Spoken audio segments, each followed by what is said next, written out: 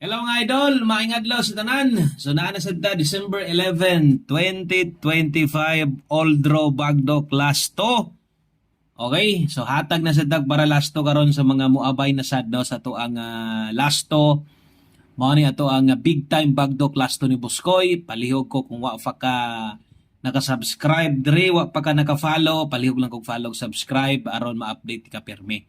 Okay, pinaskuhan last 2 maintag tuloy-tuloy.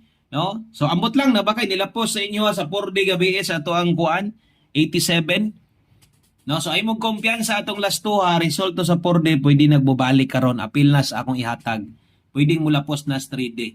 Okay, so pagdoki gihapon ang plaster mainta tog alas 2 maka igo na ta. Binta ng alas 2 makaigo na ta para pag-abot sa alas 5 na patay kayang balikan alas 5 or alas 9, no?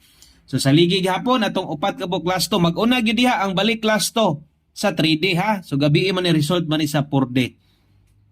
So kung mobalik mo ana, nindot kina nga desisyon ay kumpiyansa ana, kita man ninyo mga resulta bisag sa Swertres National, no, ang mga result ga balik-balik lang.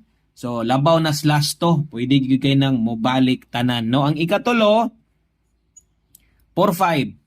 12 o 45 ug 87. So di good na pwedeng mahuman og di na to kompletohon. So complete last to o kung kayang bagdukan nahala bagduki lang ninyo ang ulahi 15. Natay 15 og 12, 87 og 45, no? So kana lang, daghang kayong salamat ninyong tanan. Advance Merry Christmas.